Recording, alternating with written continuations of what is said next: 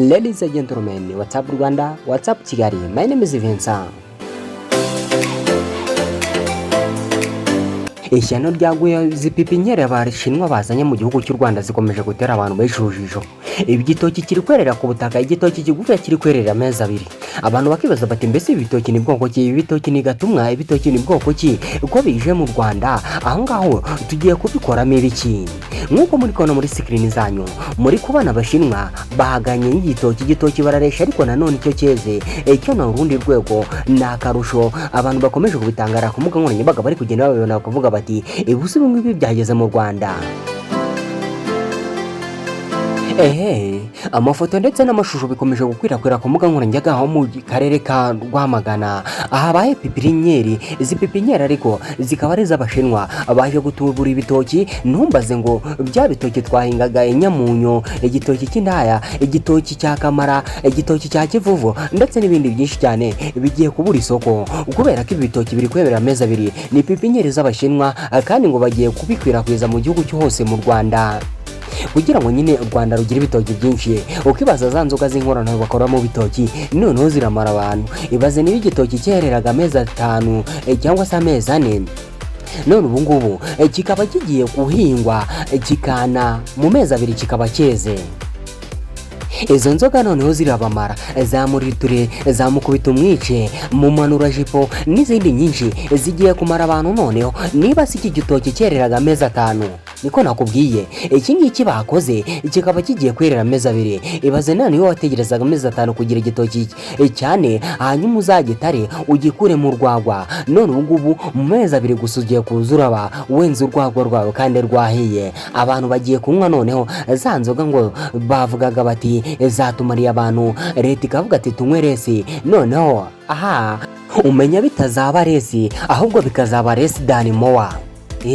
Bakanwa ahubwo kurushaho, mu gihe leta yabashishikarizaga kunywa gakeya ahubwo bakaza bajyanwa nyinshi cyane kurenza izo banywaga. Nguko ibi bitoki birakora ibara mu gihugu cyacu cy'u Rwanda. Ibi ngibi rero izi pipinyeri zatangiye gukorerwa hariya mu karere ka Rwamagana kandi nizo zatangiye gususumirwa kuko muri kubibona ko Abashinwa batangiye no gusarura. Abafite ibigorofani bajya bashyiramo ibitoki, ibimineke yabayeyo. Ubu ngubu igisigaye ni ukwibyaza umusaruro.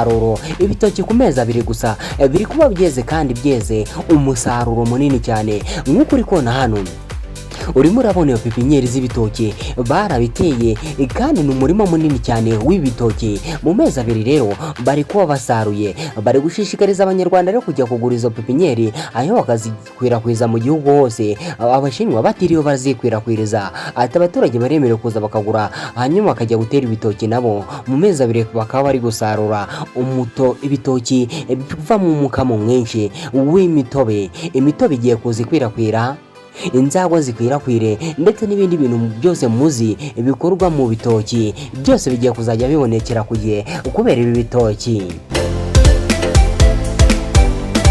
Umuhanzi umwe diplomate niwe waririmbye ati simuhora muvuga ko iby'Abashinwa ari pirate.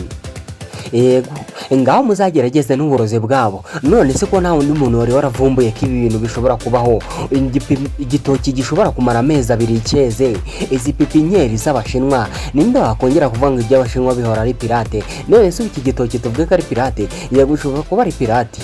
None se ubwo bwenge buhangano bw'uyu muntu artificial intelligence ninde wari waraketse ko igitoki icyakerera amezi 2 kandi kikera igitoki kinini cyane umuntu umwe adashobora no kwikorera ngabe yakishira ku mutwe? Babajura ngo bariba iki gitoki z'umujura wakiba yabaremeza ate? Dore ko ngo kimwe gishobora kwera ibiro 230 40 gutyo hejuru yabyo. None se hari umujura akikorera igitoki cy'ibiro 300 cyangwa se 250 aho ngaho?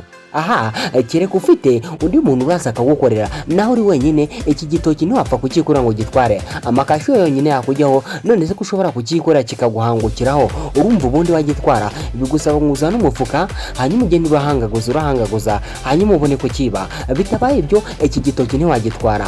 Ngibyo ari byabereye mu karere ka Rwamagana nuko Abashinwa bazanye pipinyeri y'ibitoki igiye kuzajya ngo itanga umusaruro mwinshi cyane mu bitoki. Bya bitoki mwavugaga ngo ntibyera bya bitoki mwavuga ngo byera amezi menshi, abashinwa bo bizana igitoki gishobora kwerera amezi 2 gusa. Ngahinguko rero ingere mu wanyemo n'amakuru nitwa Vincent, reka mbisubire kunshigikira mu kandi kuri buto subscribe kugira ngo amakuru n'ibiganiro nzajya nkora bizajya bageraho mu mbere mutiriwe murabishakisha. Mukomeze kugira ibihe byiza kandi mugubwe neza, ndabashimiye.